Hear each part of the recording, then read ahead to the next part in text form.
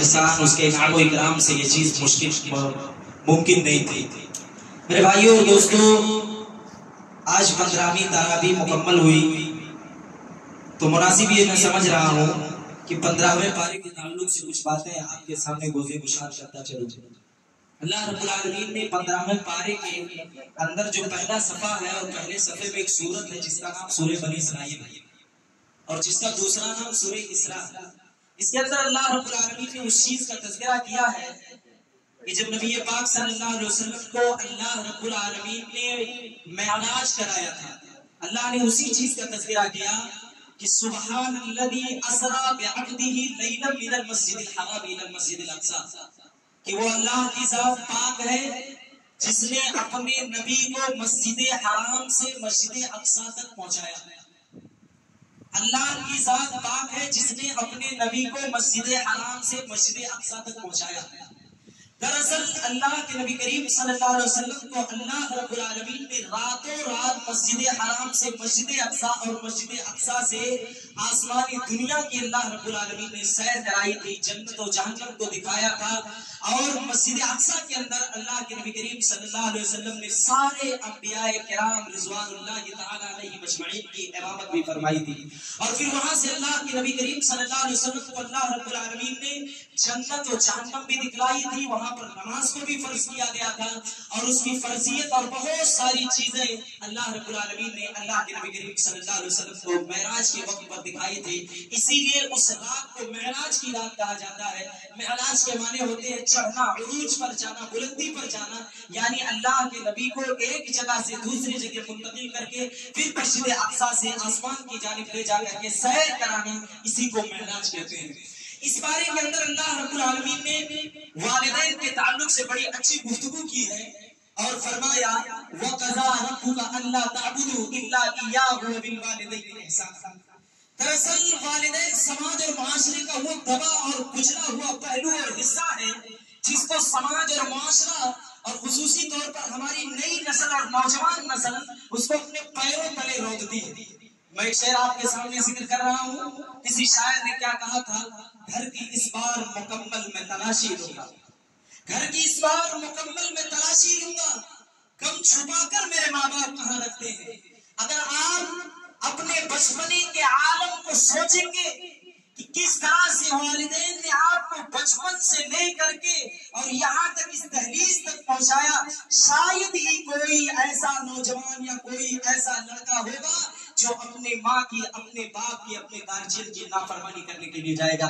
اللہ نے کہا وَقَضَىٰ رَبُّكَ أَلَّا تَعْبُدُوا إِلَّا إِيَّاهُ، پروردگار عالم نے یہ فیصلہ کر دیا کہ عبادت ہوگی تو اللہ کی، بندگی بڑائی کی جائے گی تو اللہ کی، وَبِالْوَالِدَيْنِ إِحْسَانًا، اور والدین کے ساتھ اچھا سلوک، اچھا برتاؤ، اچھا بہیو کیا جائے گا۔ اور آگے اللہ نے فرمایا إِمَّا يَبْلُغَنَّ عِندَكَ الْكِبَرَ أَحَدُهُمَا، اگر تمہارے والدین میں سے دونوں زندہ ہوں یا دونوں میں سے کوئی ایک زندہ ہو، فَلَا تَقُلْ لَهُمَا اُفٍّ، تو تم انہیں اف تک نہیں کہہ سکتے ہو۔ یہ اف جانتے ہو عربی کا وہ ہلکا لفظ ہے جو تکلیف کے لیے استعمال کیا گیا ہے۔ اگر اس سے بھی ہلکا لفظ تکلیف دینے کے لیے عربی کے اندر کوئی ہوتا تو اللہ رب العالمین اس آیت کریمہ کے اندر اس لفظ کا بھی اللہ رب العالمین جو ہے یہاں داخل کرتا اور اس لفظ کا استعمال کرتا۔ آپ اس بات سے اندازہ لگا لیجئے کہ والدین کو فلا تقل لہما اف تک نہیں کہہ سکتے ہیں۔ اس اف کی مثال میں آپ کو دے رہا ہوں۔ مثال کے طور پر اگر والدین نے آپ سے کہا کہ بیٹا ایک گلاس پانی لے کر کے آؤ، آپ نے ارادہ تو کیا پانی لانے کا، لیکن منہ بنایا، زبان سے منہ نامی لفظ اور آواز کا اپنے زبان سے نکالا، گویا یہی اف ہے۔ اور اللہ رب العالمین نے والدین کے ساتھ اس اف کو بھی کرنے سے منع کیا ہے اور فرمایا کہ تم اپنے والدین کو اف تک نہیں کہہ سکتے ہو۔ فلا تقل لهما اف ولا تنهرهما وقل لهما قولا كريما، تم انہیں چھڑک نہیں سکتے ہو، انہیں ڈانٹ ڈپٹ نہیں سکتے ہو، انہیں مار نہیں سکتے ہو، بات کرو گے تو انتہائی ادب کے ساتھ بات کرو گے، گفتگو میں مٹھاس ہوگی، نرم لہجہ ہونا چاہیے، ادب عاجزی و انکساری کے ساتھ تمہیں ان کے سامنے پیش آنا ہے۔ وَاخْفِضْ لَهُمَا جَنَاحَ الذُّلِّ مِنَ الرَّحْمَةِ، اس عاجزی اور انکساری کا عالم کرتے ہوئے تمہیں والدین کے سامنے پیش آنا ہے جس عاجزی و انکساری کے ساتھ انہوں نے تمہیں بچپن میں پالا اور پوسا اور بڑا کیا ہے، اسی عاجزی و انکساری کے ساتھ تمہیں جو ہے اپنے والدین کے سامنے پیش ہونا ہے اور آنا ہے۔ میرے بھائی اور دوستو، آج سماج اور معاشرہ والدین کی نافرمانی کرنے سے اپنے آپ کو نہیں بچا پا رہا۔ والدین کی نافرمانیاں عام پر ہیں، معاملات تو یہاں تک پہنچ گئی ہیں، اسی گاؤں کا معاملہ ہے، بہت سارے گاؤں کا اکثریت گاؤں کے معاملات یہی ہے، دو لڑکے ہیں، شادی ہوئی، ماں باپ کا کھانا پینا الگ، بیٹوں کا کھانا پینا الگ، بہو الگ رہ رہی ہے، بیٹا الگ رہ رہا ہے۔ میرے بھائیو اور دوستو، نبی کائنات صلی اللہ علیہ وسلم نے ایک بار فرمایا تھا کہ جس نے اپنی ماں کے ساتھ بدسلوکی کیا، اپنے باپ کے ساتھ بد اخلاقی کیا، اپنے باپ کے بستر کو الگ کیا، اپنی ماں کے کھانے کو الگ کیا، گویا کہ وہ جہنم کا سودا کر رہا ہے، جہنم کا انگارہ خرید رہا ہے اس دنیا کے اندر۔ جو اولاد، جو بچہ، جو لڑکا اپنے ماں کے بستر کو، کھانے کو، پینے کو اور تمام چیزوں کو الگ کر دیتا ہے اور ماں باپ کو الگ کر دیتا ہے، نبی مکرم نے فرمایا تھا کہ ایسی اولاد اللہ رب العالمین کے ساتھ جہنم کا سودا کرتی ہے۔ دنیا کے اندر جو اپنے ماں باپ اور والدین کے ساتھ کھلواڑ اور مذاق کرتے ہیں اور ان کی زندگی اور ان کی اہمیت اور قدر نہیں کرتے ہیں۔ اس لیے میرے بھائیوں، ماں باپ کے تعلق سے انشاءاللہ کبھی خطبہ جمعہ میں اگر موقع ملا تو گفتگو سے تفصیل کی جائے گی۔ اتنا ہی سمجھ لیجئے کہ وہ پلر ہے یہ سماج کے کہ ان کے ذریعے سے ہم جنت الفردوس تک کا سفر طے کر سکتے ہیں۔ اگر یہ پلر ڈھہ گیا، منہدم ہو گیا، ختم ہو گیا، پوری زندگی نماز پڑھنی پڑے گی، صدقہ و خیرات کرنا پڑے گا۔ اگر ماں تمہاری ناراض ہو کر کے اس دنیا سے چلی گئی، باپ ناراض ہو کر کے اس دنیا سے رخصت ہو گیا، وہ نماز تمہارے منہ پہ کل قیامت کے دن مار دی جائے گی، وہ صدقہ و خیرات مار دیا جائے گا تمہارے منہ پر پہ، وہ اعمال صالحہ مار دیا جائے گا تمہارے منہ پر پہ۔ اگر تمہاری ماں اور تمہارے ماں باپ اس دنیا سے ناراضگی کے عالم میں رخصت ہو کر کے اللہ رب العالمین کے حضور چلیں گے، بہت سخت وعید ہے۔ اس لیے ماں کے ساتھ، باپ کے ساتھ میرے بھائی اور دوستوں اچھا سلوک اور اچھا برتاؤ کرنے کی سخت ضرورت ہے۔ اللہ رب العالمین نے اس سورہ بنی اسرائیل کے اندر ایک اور آیت بیان فرمائی اور کہا وَلَا تَقْرَبُوا الزِّنَا إِنَّهُ كَانَ فَاحِشَةً وَمَقْتًا وَسَاءَ سَبِيلًا۔ اللہ رب العالمین نے دنیا والوں سے کہا اے لوگوں تم زنا کے قریب نہ جاؤ، یہ نہیں کہا زنا نہ کرو، اللہ نے کہا زنا کے قریب نہ جاؤ۔ ایک آدمی وہ ہوتا ہے کہتا ہے بھیا اس چیز کے قریب نہ جاؤ، ایک آدمی ہوتا ہے کہتا ہے یہاں سے گزر جاؤ لیکن اس چیز کو ٹچ نہ کرو، قریب نہ جاؤ اور وہاں سے گزر جاؤ میں زمین آسمان کا فرق ہے۔ یہ آیت کریمہ اس بات پر دلالت کرتی ہے کہ زنا کاری کتنا خطرناک اور سنگین جرم ہے۔ اگر اسلامی حکومت رائج و سائج ہو جائے تو میرے بھائیوں اور دوستوں، شادی شدہ مرد اگر زنا کاری کا ارتکاب کریں گے تو شریعت نے یہ حکم اور آرڈر جاری کیا ہے ایسے زناکاروں کے لیے کہ ان کی گردنیں مار دی جائیں، ان کو سنسار کر دیا جائے سماج اور معاشرے کے اندر۔ اور جو بغیر شادی شدہ ہے، اسلامی حکومت اور اسلامی شریعت اگر آ جائے تو بغیر شادی شدہ کو 100 کوڑے پورے سماج اور معاشرے کے اندر چوراہے پر اکٹھا کر کے ان کو مارا جائے۔ اگر زناکاری کا ارتکاب سماج اور معاشرے کے اندر کوئی کرتا ہے بڑا خطرناک جرم ہے۔ شرک کے بعد اگر اللہ رب العالمین نے کسی گناہ سے اتنی تاکید کے ساتھ یہ کہا ہو کہ رک جاؤ، مت جاؤ اس کے قریب جانے سے اگر اللہ رب العالمین نے روکا ہے میرے بھائیوں اور دوستوں، وہ زناکاری ہے جس پہ اللہ رب العالمین نے شرک کے بعد سب سے زیادہ وعید سنائی ہے اور سب سے زیادہ کہا ہے کہ شرک زناکاری سے دور رہو۔ ایک دوسری آیت کے اندر اللہ رب العالمین نے فرمایا وَلَا تَمْشِ فِي الْأَرْضِ مَرَحًا، اے دنیا والوں زمین کے اندر اکڑ کر کے نہ چلو، تکبر کر کے نہ چلو، اکڑ کر کے تم زمین کے اندر نہ چلو۔ گھمنڈ، تکبر، اکڑ یہ اللہ رب العالمین کو بالکل پسند نہیں ہے۔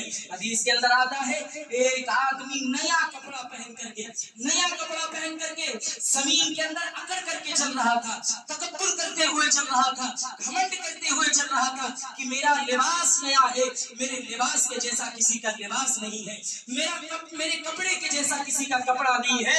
اللہ رب العالمین نے اس کے اس تکبر کرنے کی وجہ سے اس کو زمین کے اندر دھسا دیا اور نبی پاک نے فرمایا کہ وہ قیامت تک زمین کے اندر دھستا ہوا چلا جائے گا۔ اسی لیے اللہ نے کہا وَلَا تَمْشِ فِي الْأَرْضِ مَرَحًا، اے لوگوں زمین پر تکبر کرتے ہوئے، اکڑ کرتے ہوئے، زمین کے اندر اتراتے ہوئے نہ چلو۔ یہ زمین اللہ رب العالمین کی بنائی ہوئی بہت بڑی نعمت ہے. اس زمین بھی اللہ رب العالمین کے کل قیامت کے دن سوال کرے گی. اللہ تعالیٰ سے کہے کہ اللہ فلاں بندہ زمین پر اکڑ کر کے اترا دے ہوئے چلا تھا. اللہ رب العالمین نے اس چیز کی تائید اور وعید کی.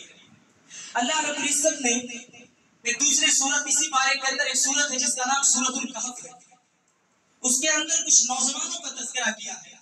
قرآن حکیم کی آیت اس اول فتیہ الى الکہف فقالوا ربنا آتنا من لدنک رحمۃ وہیئ لنا من امرنا رشدا فضربنا على آذانهم في الكهف سنين عددا. لمبی چوڑی آیت 8-10 آیت ہے. اس میں اللہ رب العالمین نے سورہ بنی اسرائیل کے نوجوانوں کا تذکرہ کیا ہے. ایسے نوجوانوں کا تذکرہ کیا ہے کہ جب اس قوم کے بادشاہ دقیانوس نے قوم کے لوگوں سے کہا کہ بتوں کی عبادت کرو، بتوں کے سامنے نظر و نیاز کو چڑھاؤ، اس میں سے کچھ نوجوانوں نے کیا کیا، ایکٹیو ہو گئے اور انہوں نے کہا کہ ہم تمہارے سامنے سجدہ ریز نہیں ہوں گے، تمہارے بتوں کی ہم عبادت نہیں کریں گے، ان کے سامنے نظر و نیاز ہم نہیں چڑھائیں گے. انہوں نے کہا فقالوا ربنا رب السماوات والارض، وہی رب ہے جو آسمان کا رب ہے، جو زمین کا رب ہے، وہی رب تمہارا بھی ہے ہمارا بھی رب ہے. جو رب پوری کائنات کا رب ہے تو اس کے سوائے یہ ماتھا کسی کے سامنے نہیں جھکانا چاہیے. اور ہم اور آپ لوگ اے دقیانوس تمہارے اس آرڈر اور فرمان کو ہم اپنی جوتے کے ٹھوکر پہ رکھتے ہیں اور تمہارے اس آرڈر اور فرمان کو ہم نہیں مانیں گے. لہٰذا انہوں نے سجدہ کرنے سے، نظر و نیاز کرنے سے کوسوں دور اور دوری اختیار کرتے ہوئے وہاں سے نکل گئے. اور نکل کر کے انہوں نے بادشاہ سے چھپنے کی کوشش کرتے ہوئے ایک غار میں وہ نوجوان چلے گئے اور وہاں پر چھپ گئے. اللہ رب العالمین نے حدیث کے اندر آتا ہے 309 سال تک وہ نوجوان اس غار کے اندر چھپے رہے. اللہ رب العالمین نے ان کے اوپر غشی و بے ہوشی طاری کر دی اور ان کو نیند میں سلا دیا. 309 سال تک اس غار کے اندر چھپے رہے. لیکن اللہ رب العالمین کے علاوہ اس ماتھے کو کسی کے سامنے جھکانا پسند نہیں کیا، گوارا نہیں کیا. جب وہ غار سے نکلے تو لوگوں نے پوچھا کہ تم کہاں تھے، کتنے دنوں سے تم سو رہے تھے؟